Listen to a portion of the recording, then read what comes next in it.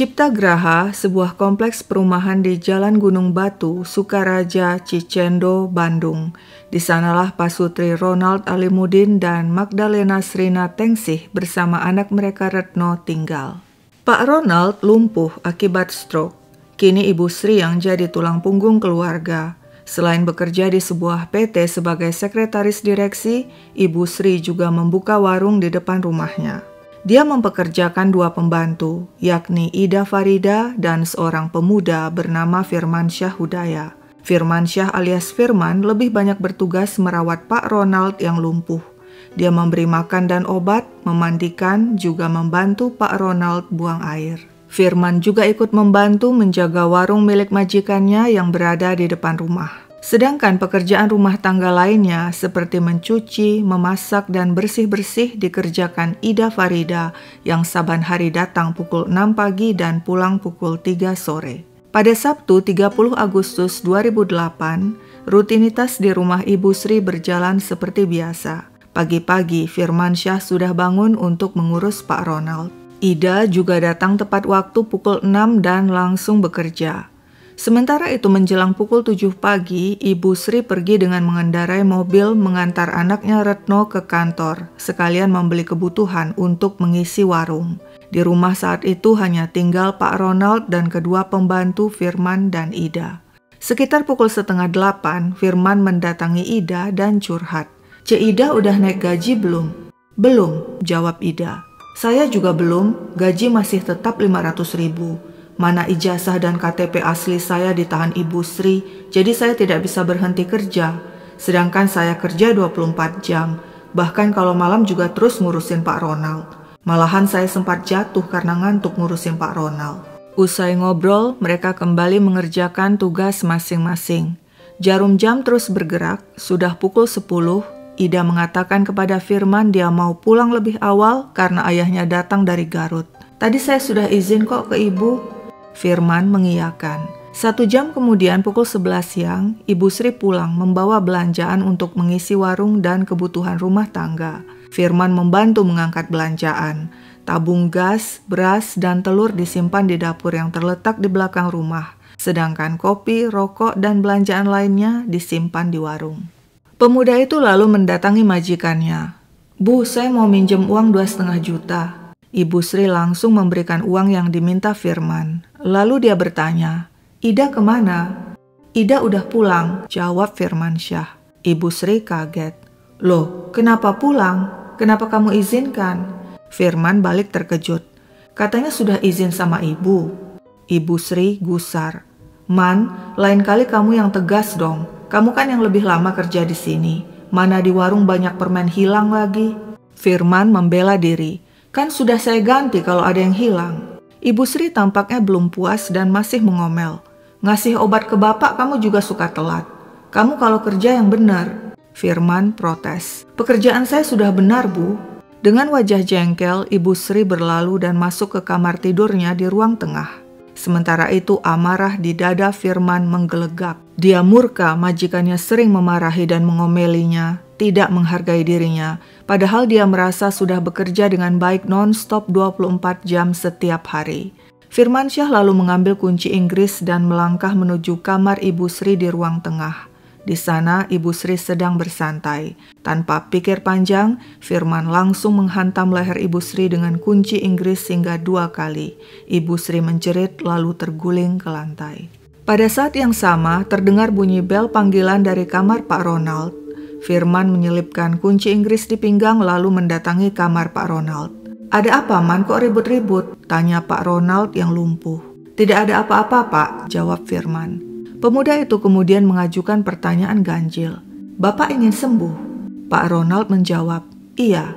Saat itu juga Firman menyambar kunci Inggris dan menghantamkannya pada Pak Ronald sebanyak 2 kali. Pak Ronald ambruk. Firman segera menyeret pria itu ke kamar mandi. Karena mendengar Pak Ronald masih merintih, Firman kembali memukuli pria malang itu berkali-kali dengan kunci Inggris di dada, perut, dan wajah hingga Pak Ronald benar-benar berhenti bersuara. aksi Firman belum tuntas. Dia melangkah menuju kamar Ibu Sri dan kembali menghajar wanita itu dengan kunci Inggris sebelum menyeretnya ke kamar mandi belakang. Di sana dia lucuti pakaian Ibu Sri. Kemudian pemuda itu kembali ke kamar Ibu Sri dan membersihkan darah yang berceceran di lantai dengan kain pel. Saat itu, dia mendengar suara pembeli memanggil-manggil dari arah warung. Dia segera mencuci tangan dan bergegas ke warung dan dengan tenang melayani pembeli, 2 anak kecil. Setelah itu, Firman menuju dapur, mengambil pisau pemotong daging dan memakainya memotong kepala Ibu Sri hingga putus di kamar mandi. Tiba-tiba, Firman kembali mendengar pembeli memanggil-manggil. Dia segera mencuci tangan lalu bergegas ke warung dan dengan tenang melayani Alvan si pembeli yang dikenalnya. Alvan membeli 2 bungkus kacang sukro. "Mau nggak?" Alvan menawarkan kacang pada Firman. Firman menolak dan Alvan pun berlalu. Firman menuju dapur, mengambil panci, lalu membawanya ke kamar mandi belakang. Di sana, dia taruh kepala Ibu Sri dalam panci, lalu kembali ke dapur dan merebus kepala itu. Selagi menunggu rebusan, Firman kembali ke kamar mandi belakang dan memutil badan Bu Sri dan memasukkan potongan-potongan ke dalam ember. Firman kecapaian. Keringat membanjiri tubuhnya. Dia mencuci tangan lalu mengambil handuk untuk menyeka keringat. Saat itu, ada pembeli memanggil dari arah warung. Dengan tenang, Firman melayani Wawa si pembeli. "Rokok 3 batang," kata Wawa pada Firman lalu mengajaknya mengobrol. Tapi Firman bilang, "Saya lagi sibuk."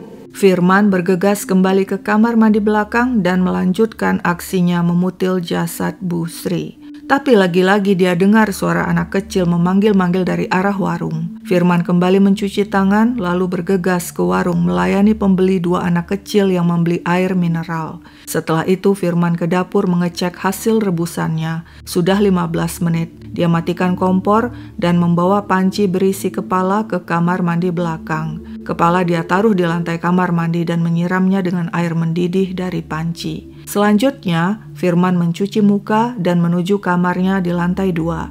Dia langsung berkemas-kemas, memasukkan pakaiannya ke tas ransel, lantas turun ke lantai bawah dan mencari KTP serta ijazahnya yang disimpan Bu Sri, tapi tidak ketemu. Apa boleh buat, Firman pun keluar rumah, menutup pintu dan menggembok pagar. Dengan berjalan kaki sembari membawa ransel, dia tinggalkan rumah majikannya. Saat itu, jam sudah menunjukkan pukul 1 siang. Satpam perumahan yang melihat Firman menyapa, "Hei Man, mau kemana?" Firman tidak menjawab, hanya menoleh dan memberi isyarat dengan menunjuk ke arah jalan depan. Sore yang ganjil. Ketika pukul 6, Retno anak Ibu Sri dan Pak Ronald pulang kerja, dia heran melihat pagar digembok. Retno memanggil-manggil ibunya, juga memanggil-manggil Firman, pembantu, tapi tidak ada jawaban. Karena khawatir dan curiga terjadi sesuatu yang buruk, Retno minta bantuan Satpam dan warga. Dengan linggis, Satpam dibantu warga lainnya berhasil membuka gembok pagar, lalu masuk ke dalam rumah. Sementara itu Retno yang cemas diminta menunggu di luar saja. Ruangan tampak normal dan bersih, tapi saat memeriksa lebih lanjut, mereka syok menemukan jasad Pak Ronald bersimbah darah di kamar mandi depan dan jasad Ibu Sri dengan kepala yang sudah terpisah dengan tubuhnya yang terpotong-potong berada di kamar mandi belakang. Penemuan itu segera dilaporkan ke polisi. Warga perumahan Cipta Graha Bandung geger. Tak pernah sebelumnya terjadi aksi yang begitu sadis di kawasan tempat tinggal mereka. Polisi yang memeriksa TKP langsung curiga pada Firmansyah, pembantu yang tidak ditemukan di rumah. Kemana dia? Saat kamar tidurnya diperiksa, tas dan semua pakaiannya raib. Sangat mencurigakan. Polisi langsung memburu pemuda itu dan berhasil meringkusnya di kawasan Situ Saguling, Cililin. Saat ditangkap dan diinterogasi, Firman tampak tenang. Kepada polisi, pemuda itu mengaku dialah pelaku pembunuhan kedua majikannya. Tapi mengapa dia melakukannya? Begini ceritanya. Firmansyah Hudaya alias Firman, anak sulung dari 3 bersaudara. Dia lahir di Bandung Agustus 85. Pendidikan terakhir STM. Sebenarnya Firman ingin bekerja sesuai dengan pendidikannya. Tapi kenyataannya selulus STM dia gagal mendapatkan pekerjaan yang sesuai. Apa boleh buat? Pada Oktober 2007, dia pun menerima pekerjaan sebagai pembantu di rumah Ibu Sri, meskipun sebenarnya dia tidak suka pada pekerjaannya itu. Pekerjaannya lebih banyak merawat Pak Ronald, suami Ibu Sri yang lumpuh akibat stroke. Hubungan Firman dengan Pak Ronald baik, bahkan seperti soulmate. Sebaliknya, dia tidak suka dengan Ibu Sri. Firman jengkel sebab menurutnya pekerjaannya berat tapi gaji kecil. Saat itu tahun 2008 dan Ibu Sri menggajinya Rp500.000 per bulan. Menurut Firman, Ibu Sri pelit dan kerap memberinya makan nasi sisa dan nasi basi. Tapi meski Ibu Sri pelit, menurut Firman, wanita itu kerap memberikan pinjaman uang kepadanya. Selama setahun bekerja, menurut Firman, dia sering dimarahi dan diomeli Ibu Sri yang menganggap kinerjanya merawat Pak Ronald dan menjaga warung kurang baik. Tapi Firman juga mengaku terkadang dia lalai mencatat pembelian di warung. Pada hari kejadian Sabtu 30 Agustus 2008, Ibu Sri kembali memarahi dan mengomelinya. Saat itulah amarah yang selama ini dipendam Firman meledak. Awalnya dia hendak memperbaiki pompa air dengan kunci Inggris, namun karena teringat omelan dan amarah Ibu Sri, kemudian dia pakai kunci Inggris itu untuk membantai Ibu Sri. Lalu mengapa Firman juga tega membunuh Pak Ronald yang dianggapnya sebagai soulmate-nya? Apakah karena takut ketahuan sebab saksi satu-satunya di rumah saat itu adalah Pak Ronald? Firman membantah. Dia bilang alasannya membunuh Pak Ronald karena saya khawatir kalau nanti saya tidak ada lagi, siapa yang akan merawat Pak Ronald? Jadi menurutnya Pak Ronald lebih baik ikut dibunuh. Firman mengatakan di sela-sela melakukan pembantaian dan mutil, dia tetap melayani para pembeli di warung. Firman bilang dirinya melakukan mutil dan merebus kepala karena ingin menghilangkan jejak. Walaupun pada akhirnya semuanya dia tinggalkan begitu saja, lalu kabur ke rumah orang tuanya di daerah Babakan Sari Batu Jajar dan lanjut ke rumah saudaranya di Cililin, hingga di sanalah akhirnya dia diringkus polisi.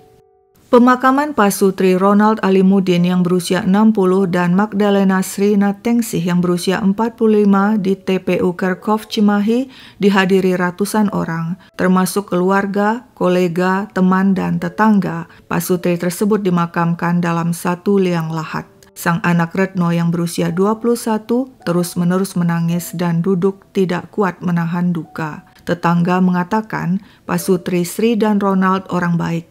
Ibu Sri ramah dan sering bersosialisasi dengan tetangga, sedangkan Pak Ronald memang jarang keluar rumah karena lumpuh akibat stroke. Kepada media, Pahala, seorang rekan kerja Ibu Sri berkata, hampir setiap hari saya ngobrol dengan Ibu Sri karena meja kami berdekatan, dan Ibu Sri sering bercerita dan memuji pembantunya Firman. Menurut Ibu Sri, Firman pekerja yang baik, penurut, dan tidak pernah melawan jika dimarahi. Sebab itu menurut Pahala, Ibu Sri selalu khawatir jika Firman pulang kampung atau bepergian keluar rumah. Ibu Sri takut jika Firman pulang kampung, takut gak balik lagi. Menurut Pahala, terakhir saya ketemu Ibu Sri hari Jumat, sehari sebelum kejadian. Saat itu Ibu Sri terlihat kesal karena mendengar harga LPG yang saya beli lebih murah dibandingkan dia. Ibu Sri beli 77.000 untuk gas LPG 12 kg dan saya beli 76.000. Dia langsung menelpon agen LPG untuk menanyakan. Sidang perdana kasus pembunuhan Pasutri Ronald dan Sri digelar pada November 2008 di Pengadilan Negeri Bandung. Jaksa Penuntut Umum atau JPU mendakwa Firman Syahudaya dengan pasal 340 pembunuhan berencana dan menuntut hukuman penjara seumur hidup. JPU menilai Firman telah melakukan aksi yang sangat sadis, membunuh dan memutil majikannya. Di persidangan, saksi-saksi dihadirkan. Ida Farida, pembantu yang juga bekerja di rumah Ibu Sri, mengatakan majikannya baik kepada dirinya dan Firman. Dia tidak menyangka Firman melakukan tindakan sadis itu. Para tetangga juga memberi kesaksian dan tidak menyangka Firman tega melakukan aksi sadis itu, sebab selama ini mereka menilai Firman pemuda yang baik, sopan, dan suka mengaji. Tapi ada tetangga yang mengatakan memang Firman pernah mengeluh bekerja 24 jam dan merasa tidak dihargai majikan. Para pembeli yang datang ke warung saat kejadian pembunuhan dan mutil itu bersaksi Firman melayani mereka dengan tenang dan wajar. Tidak ada tanda-tanda dia gelisah, gugup, atau panik karena baru saja melakukan aksi keji. Ternyata Firman sudah punya pacar, Rosiana, yang turut bersaksi di persidangan. Rosiana mengaku mengenal Firman setahun lalu saat mereka sama-sama jadi pembantu di kompleks perumahan Ciptagraha. Mereka berpacaran sudah 5 bulan dan rutin telepon-teleponan setiap hari bisa sampai 5 kali. Menurut Rosiana, selama pacaran Firmansyah nggak pernah ngomong kasar, termasuk orang baik lah. Dia sopan, santun, jujur, dan rajin sholat 5 waktu. Firman juga pernah cerita dia suka ngaji jika penyakit majikannya kambuh. Rosiana mengatakan Firman pernah bilang dirinya tidak kerasan lagi bekerja pada Ibu Sri. Alasannya gajinya kecil dan kerjanya siang malam tidak berhenti. 2 hari sebelum kejadian menurut Rosiana dirinya tidak ada kontak sama sekali dengan Firman. Padahal biasanya Firman selalu menelponnya berkali-kali setiap hari. Kepada media, Rosiana juga mengaku syok ketika mendengar Firman membunuh kedua majikannya karena selama ini setaunya Firman baik dan taat beribadah. Hingga saat ini kami masih berpacaran. Saya kasihan melihat dia, tidak tega. Biar saat ini buruk, tapi saya tetap menyimpan hati saya untuk dia. Kita ada rencana nikah tahun 2009. Namun setelah seperti ini, kayaknya sulit untuk terwujud. Saya berharap Firman diberikan keringanan hukuman. Namun tampaknya harapan Rosiana tentang keringanan hukuman bagi pacarnya harus pupus sebab majelis hakim menyatakan perbuatan Firman tergolong sadis karena memutil korban lalu merebus kepalanya. Firman adalah pembunuh berdarah dingin sebab saat membunuh dia masih bisa dengan tenang melayani pembeli di warung. Majelis hakim menyatakan tidak ada hal-hal yang bisa meringankan. Firmansyah Hudaya dijatuhi hukuman seumur hidup sesuai dengan tuntutan JPU.